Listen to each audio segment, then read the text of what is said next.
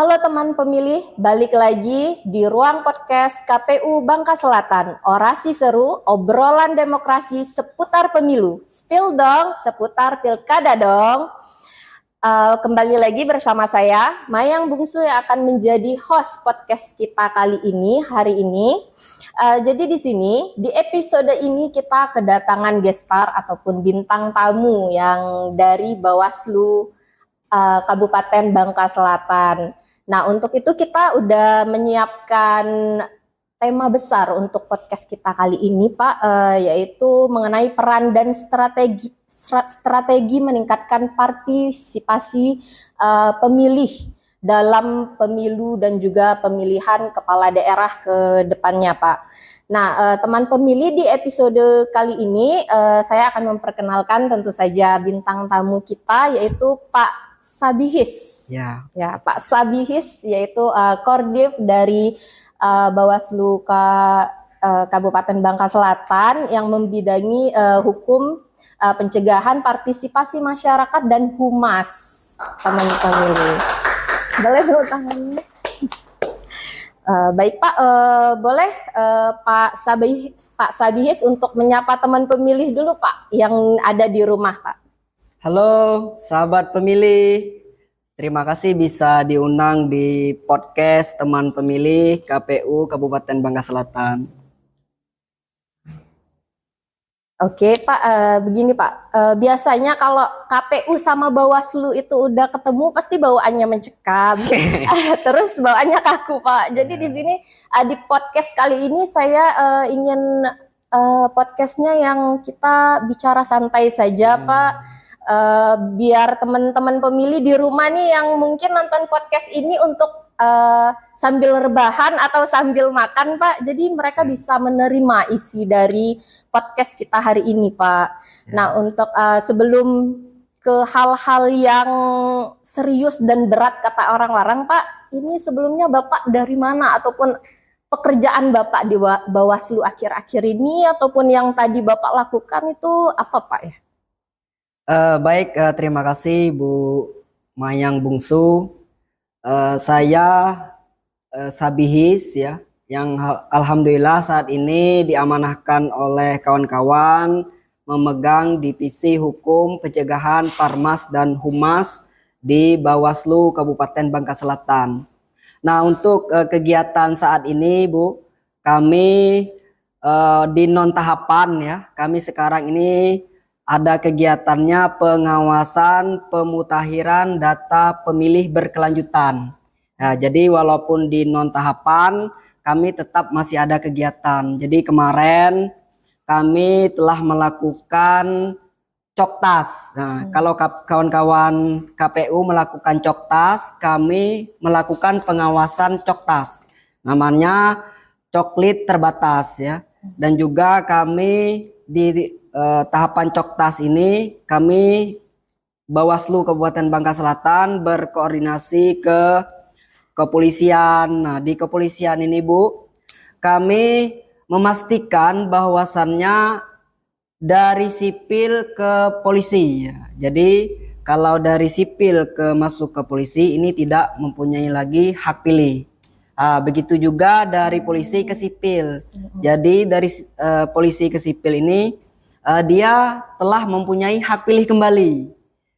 Begitu juga kami kemarin koordinasi dengan TNI ya. TNI juga sama. Jadi ada dari masyarakat sipil masuk ke TNI itu artinya hak pilihnya sudah dicabut. Begitu juga dari TNI ke sipil ini bisa memilih kembali. Juga kami berkoordinasi dengan Capdin, dengan Capil, dengan Kemenak untuk pemilih yang berusia 17 tahun. Itu untuk kegiatan-kegiatan saat ini Bu Maya. Oh begitu Pak ya. Gini Pak, saya sempat sebenarnya lihat di sosial media Bawaslu Bangka Selatan sebenarnya. Kayaknya ke depan ini bakal ada P2P ya Pak. Ya. Nah itu mungkin bisa nggak sedikit gitu Pak, apakah ini sama dengan SKPP ataupun dia berbeda sedikit gitu Pak? Oke. dikit-dikit saja. Oke, terima kasih. Berarti Bu Mayang ini cukup upgrade ya. Sedikit karena dulu pernah berpartisipasi lah sedikit untuk di SKPP tapi bukan di P2P-nya. Apa ini berbeda karena waktu lihat di ini saya kira SKPP gitu. Oke. Nah, ini memang generasi-generasi yang memang harus upgrade ya, seperti Bu Mayang ini sahabat atau teman pemilih ya, upgrade tentang informasi kepemiluan. Nah, terkait dengan P2P ya, kami ya kemarin telah melakukan MOU atau perjanjian kerjasama bersama Kuarcap ya, Kuarcap Pramuka Kabupaten Bangka Selatan. Artinya kami mengajak nanti teman-teman pramuka ya atau kakak-kakak pramuka ikut berpartisipasi di dalam pengawasan. Nah, ini bedanya Bu Mayang. Kalau KPU itu mengajak partisipasi untuk memilih. Tapi kalau Bawaslu ya, itu dia mengajak berpartisipasi di dalam pengawasan. Kami juga ada forum warga ya. Jadi yang kami undang itu warga-warga. Ada juga yang namanya pemilih partisipatif. Ini bisa ormas-ormas ya. Bisa komunitas-komunitas yang kami undang agar kami ini mengajak mereka-mereka, mengajak beliau-beliau ini untuk ikut berpartisipasi di dalam pengawasan. Nah, itu. Jadi bagaimana tahapannya? Kalau memang ada pelanggaran, silakan dilaporkan ke Bawaslu. Ini tuh Bu Mayang. Oke Pak, oke. Ngomong-ngomong nih Pak, Bapak nih suka nggak misalkan untuk nongkrong di warung kopi atau di sekitaran Bangka Selatan? Karena kan ketika berbicara hal itu, ini udah gimana ya? Udah masuk berbeda generasi gitu, udah transisi antara generasi milenial ke generasi Gen Z sekarang, zaman sekarang, dan Gen Z sekarang nongkrongnya di kafe-kafe gitu Pak. Dan apakah ada kesulitan Pak untuk memberitahu khususnya warga Bangka Selatan yang saya lihat setiap malam pasti di kafe-kafe itu selalu penuh sekali untuk anak mudanya gitu Pak. Apakah ada kesulitan untuk memberitahu mereka mengenai pendidikan pemilih seperti itu atau ada yang lain gitu Pak? Ya, untuk Gen Z ya, terlebih ya mereka yang baru bisa dikatakan pemilih pemula lah ya. Nah, pemilih pemula ini memang mereka belum mempunyai literasi kepemiluan yang belum mumpuni ya. Artinya mereka baru pengalaman pertama. Nah, ini punya tantangan tersendiri saya kira ya kalau untuk pemilih pemula atau Gen Z ini ya, agar kita mensosialisasikannya itu dengan cara yang berbeda ya. Apalagi mereka ini kan kita sekarang ya di zaman teknologi ini ya, tentu kami juga di Bawaslu Bangka Selatan gencar juga sosialisasi di digital ya, di medsosnya Bawaslu. Tetapi secara khusus ya, untuk secara khusus kami pernah mengundang anak-anak muda ya untuk berpartisipasi di dalam pengawasan, dan Bu Mayang di dalam diskusinya itu mereka cukup intens ya, saya kira mereka bertanya ya. Nah, inilah terkadang anak-anak muda ini ya perlu kita rangkul ya, perlu kita rangkul karena mereka-mereka ini kan butuh informasi ya. Nah, sehingga kalau kita ajak diskusi ya tentang pemilu ya, tentang pemilihan, mereka nyambung, saya kira cukup antusias untuk generasi-generasi muda. Di samping kami juga melakukan sosialisasi di medsos karena mereka dan kita juga tidak lepas dari dunia persekrolan. Kita scroll. Iya. TikTok awal lagi Pak. Iya, siap. Oke, ngomong-ngomong nih Pak, setelah bicara panjang lebar nih Pak, haus nggak Pak? Haus banget nih pokoknya. Pas banget. Oke, Pak, untuk nanti kita pembahasan yang lebih dalam, yang lebih dari hati ke hati nih, dari Bawaslu ke KPU dan teman pemilih, Pak. Mau apa, Pak? Kita punya kopi, teh, mie goreng, karena kita punya kantin di sini, Punya Pak. kantin, ya? Tenang, ya. Kalau Bapak mau apa, Pak? Saya mau kopi aja, Bu Maya. Kopi aja. Kopi. Kopi pahit atau manis? Yang pahit. Pahit, karena Manisnya sudah di Bu Maya. Oke. Oke, Pak. Bentar, kita punya ini. Oke. JS. Wah, terima kasih, Pak. Sama-sama. Nah, Pak, ini Pak, kita juga di KPU ini kita punya JS, Pak. Namanya Jagat Saksana. Merupakan penjaga keamanan kita, Pak. Kantor kita di dalam di lingkungan kantor KPU khususnya Kabupaten Bangka Selatan. Beliau inilah salah satu dari 3 JS kita, Pak. Nah, untuk Pak Hasan silakan, Pak. Mungkin sapa dulu teman pemilih kita yang ada di rumah, Pak. Hai teman pemilih, jangan lupa nonton podcast KPU Kabupaten Bangka Selatan ya. Terima kasih. Oke, Pak. Silakan, Pak. Terima kasih, Pak.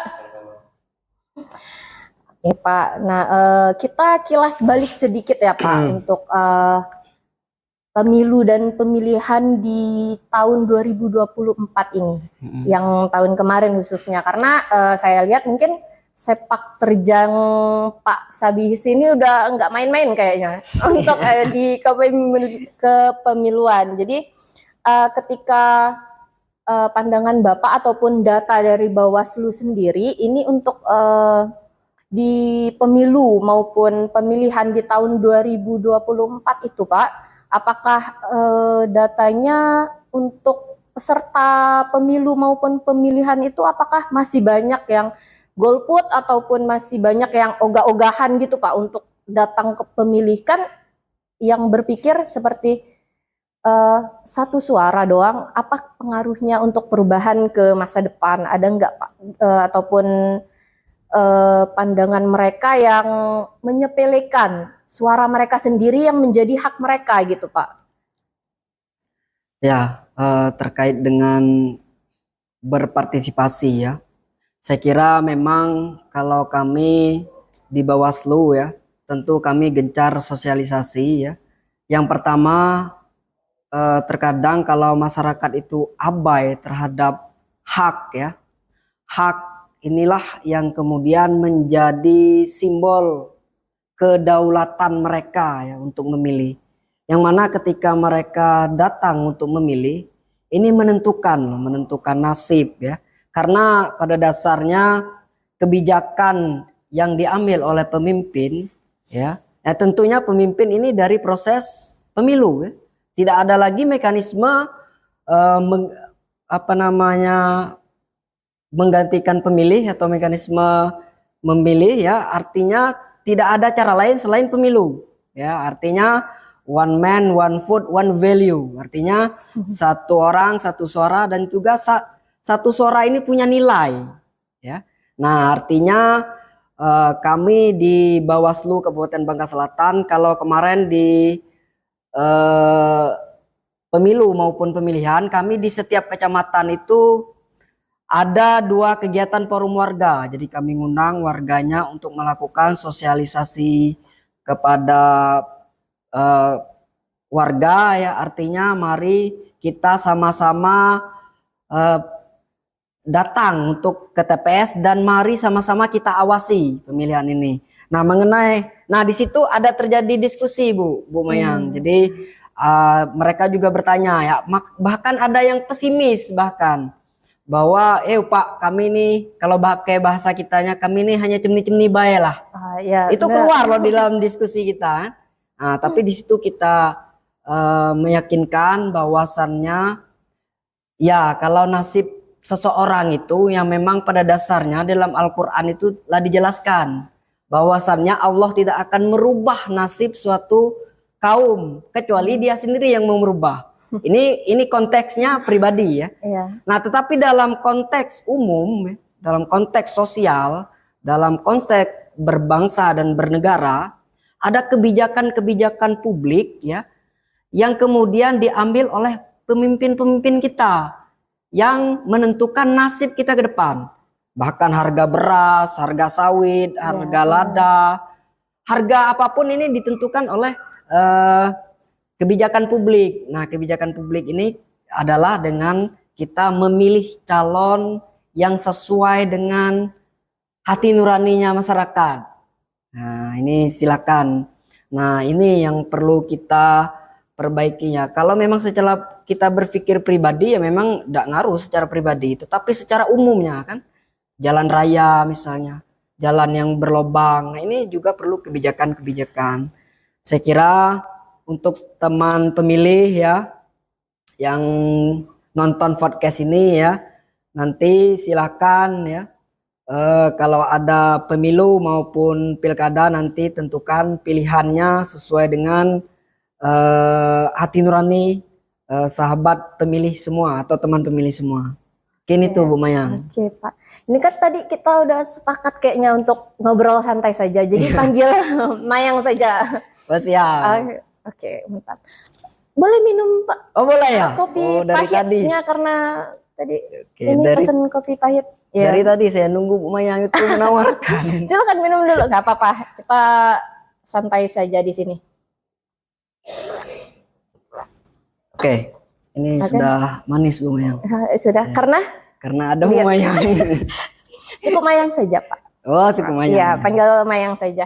Nah, untuk tadi mengenai hal tadi sebenarnya lalu saya ingin mempertanyakan mengenai nasib pemilih marginal Pak, yang marginal ini gimana untuk menarik mereka biar mereka mau untuk menjadi berpartisipasi aktif menjadi pemilih maupun menjadi pengawas partisipatif Pak. Ya, untuk warga-warga kita ini kan ada beberapa golongan ya. Artinya memang ada yang melek terhadap informasi terkini ya, termasuk juga informasi kepemiluan. Ya, Itu kalau yang update ya termasuk Gen Z itu kan banyak mereka mendapatkan informasi, apalagi di era medsos ini kan. Jadi sangat banyak informasinya. Nah, tapi bagaimana dengan saudara-saudara kita ya yang memang kurang di dalam sosialisasinya. Nah, ini juga ya perlu kita rangkul ya, saya kira perlu kita rangkul, perlu kita sosialisasikan ya. Kalau untuk di 2024 kemarin Bu Mayang, kita di pemilu maupun di pilkada, saya rasa untuk pemilunya cukup tinggi partisipasinya masyarakat ya. Nah, cukup tinggi. Dan juga pilkada kita ini adalah pilkada yang memang baru pertama kali kita lakukan mekanisme kolom kosong. Nah, ini menjadi sejarah juga. Kemarin kami di sosialisasi ya, banyak masyarakat itu tidak tahu ya mengenai informasi mekanisme kolom kosong itu bagaimana. Iya benar. Ya, calonnya cuma tunggal, lawannya kolom kosong. Ini mereka banyak yang belum tahu itu bagaimana. Apakah ini langsung menang Pak gitu? Ada yang bertanya begitu ya. Saya kira ini juga menjadi pelajaran pertama kali dan juga sangat berharga bagi kita. Apalagi kemarin di se-Indonesia itu Bangka Belitung ini yang terbanyak dengan mekanisme calon tunggal melawan kolom kosong. Karena di 7 kabupaten kota itu ada 3. Dan kita Bangka Selatan ini satu-satunya yang calon tunggalnya menang. Iya benar Pak. Iya, di Pangkal Pinang kalah calon tunggalnya, di Bangka juga kalah. Nah, kita satu-satunya di Bangka Selatan yang calon tunggalnya menang. Nah, artinya saya kira untuk partisipasi masyarakatnya sudah lumayan baik ya. Nah, tapi ada hal-hal yang perlu kita tingkatkan, yaitu juga harus kita tingkatkan lagi ya. Karena begini Bu Mayang, kemarin juga dengan mekanisme kolom kosong ini terjadi loh di Banjarbaru. Di Banjarbaru itu harusnya dengan mekanisme kolom kosong ya. Artinya dengan satu calon maka tidak ada mekanisme lain selain mekanisme kolom kosong. Oh iya, oke. Tapi kalau dengan mekanisme lainnya ini tidak sah. Ini terjadi di Banjarbaru. Banjarbaru itu dia 2 calon, tapi yang satunya didiskualifikasi karena waktunya masih 27 hari ya. Jadi yang milih calon tunggal sah, yang milih calon kolom kosong ini tidak sah. Nah ini kan kemudian menjadi PSU kan di Mahkamah Konstitusi. Pak, tadi karena pembahasan kita kayaknya udah cukup berat banget mengenai udah bicara marginal, Gen Z, cara meningkatkan partisipasi masyarakat. Nah, kita di sini punya segmen game, Pak. Oke. Yang ringan-ringan saja selanjutnya, Pak, yaitu terikatan 3 kata spontan, Pak. Nah, untuk penjelasannya sedikit saya jelaskan mengenai terikatan ini 3 kata spontan. Nanti saya akan memberikan 1 kata kunci. Jadi Bapak memberikan 3 kata untuk kata kunci yang saya berikan. Oke. Misalkan contoh nih Pak ya. Contoh saja ini ya. Misalkan saya berikan kata mayang gitu. Cantik, manis, lucu misalnya. Nah, seperti itu ya Pak. Oke. Mengerti ya Pak? Tapi Oke. bebas ya. Bebas. Oke, yang penting kata kan? Ya, 3 kata ya Pak. Oke, Langsung siap. spontan, nggak mikir-mikir dulu. Oke. Oke, baik siap Pak. Siap. Oke, yang pertama itu boleh Bapak berikan 3 kata untuk pemilu tahun 2024 Pak. Sarana kedaulatan rakyat. Oke, mantap. Boleh ngasih? Kata kan? Jadi Boleh bisa saya sarana? jelaskan enggak? Oke, sarana. Sarana kedaulatan rakyat. Oke, boleh sedikit kalau memang Bapak ingin menyampaikan Ya, kenapa karena sarana, mengapa itu? karena gini ya. Karena di pemilu itu ya. Jadi inilah sarana kita masyarakat untuk menentukan kedaulatannya untuk memilih. Oh iya. Nah, bahkan kita di 2024 ini kan ada pemilu dan pemilihan. Tentu ini adalah menjadi tahun kedaulatan rakyat. Ya, oke, mantap Pak. Untuk selanjutnya Pak, siap-siap Pak. Itu 3 kata untuk pilkada tahun 2024 Pak. One man, one vote, one value. Ya, karena walaupun Oke, mekanisme mantap. ya, Ya. walaupun mekanismenya kolom kosong ya, artinya tidak ada suara yang dihitung tidak sah ya. Dengan catatan syaratnya sah ya. Nah, artinya walaupun mekanismenya kolom kosong di pilkada kita di bupati ya, itu rakyat atau masyarakat kita masih punya hak untuk menentukan pilihan. Yang setuju pilih calon tunggal, yang tidak setuju milih kolom kosong. Artinya filosofisnya sangat demokratis. Walaupun calon tunggal, artinya rakyat masih punya hak untuk menentukan pilihannya. Oke, Ini mantap. juga one man, one food, one value. Oke, udah. Yang ketiga, 3 kata untuk Bawaslu Pak. Ayo, coba. Awasi, cegah, tindak. Oke, Jadi kami Bu Mayang ya. ya. Ini boleh dijelaskan tak? Boleh, Boleh ya. boleh nggak apa-apa, jelasin Pak. Karena begini ya, terkadang orang memandang Bawaslu itu ya, saya kira apa sih Bawaslu itu? Bagaimana sih pengawasan itu? Pengawasan itu ya, kalau kita definisikan, pengawasan adalah segala upaya pencegahan, penanganan pelanggaran, dan penyelesaian sengketa. Artinya pengawasan itu pertamanya adalah segala upaya pencegahan. Nah, kami juga harapan kami kepada peserta pemilu ya, artinya jangan sungkan-sungkan untuk berkoordinasi kepada Bawaslu karena kami di situ ada wewenang untuk mencegah. Jadi Bu Mayang sebelum sakit ya, artinya kita cegah dulu ya, Ya, benar. daripada kena pelanggaran kan, lebih baik kita cegah ya. Artinya kami punya wewenang untuk mencegah, artinya sebelum kejadian, sebelum pelanggaran sebaiknya kami cegah dulu ya, itu namanya itu ya definisi Bawaslu tadi, segala upaya pencegahan, penanganan pelanggaran, dan penyelesaian sengketa. Jadi upaya pertamanya harus pencegahan dulu.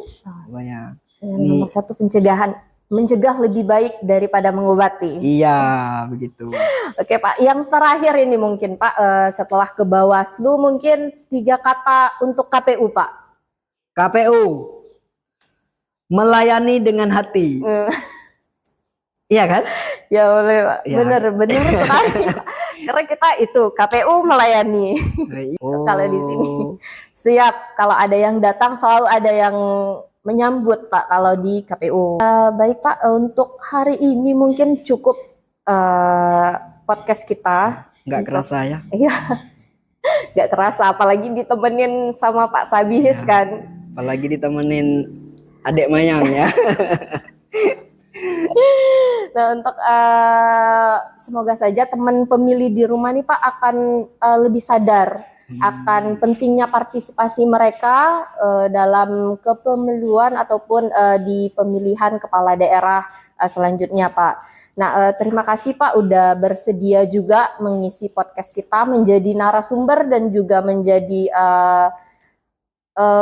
ilmunya mau diberikan ke kita. Terima kasih. Dan terakhir Pak mungkin mau berikan closing statement Pak, 1 menit cukup untuk memberikan statement untuk teman-teman pemilih yang ada di rumah Pak.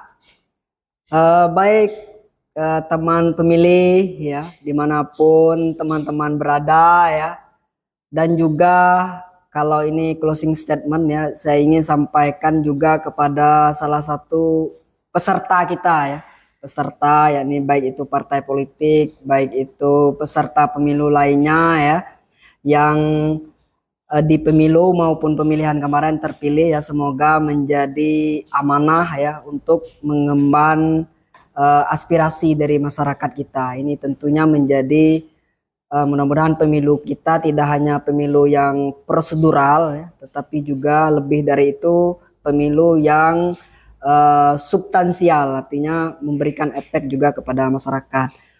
Dan kita baik itu di pemilu maupun pemilihan, Bu Mayang, alhamdulillah untuk pelanggarannya bisa kita minimalisir ya, dan terima kasih juga kepada peserta pemilu baik itu partai politik, baik itu peserta pemilu lainnya ya, legislatif ya, eksekutif.